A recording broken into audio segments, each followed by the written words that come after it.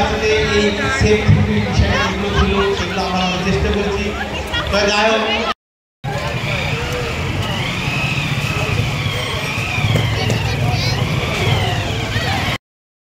ঠিক সেইভাবে পুত্র সন্তান যদি যত্ন না করে, সে কোথায় যাচ্ছে, কি করছে, খেয়াল না রাখেন, সেটি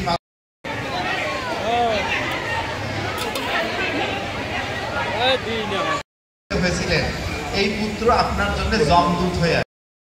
তা আমি এটাকে শুধু পুরুষ বলবো না, আমি বলবো ছেলে মেয়ে উভয়ের আপনারা যত্ন করবেন, তাদেরকে মানুষ হিসেবে গড়ে তুলবেন। দেখবেন আপনার সম্পদ হচ্ছে আপনার সন্তান। আপনার যদি শত শত বিঘা জমি থাকে, এইটা হারাইতে সময় লাগবে না।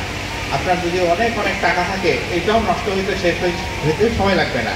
ব্যবসায় উত্থান যেমন আছে, পতন হইতে সময় লাগে না।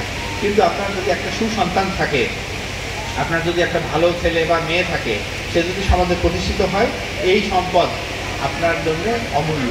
সে আপনার জীবন, আপনার জীবিকা, আপনার মান সম্মান সব কিছু বৃদ্ধি করবে এবং আপনার মুখ সমাজে উজ্জ্বল হবে।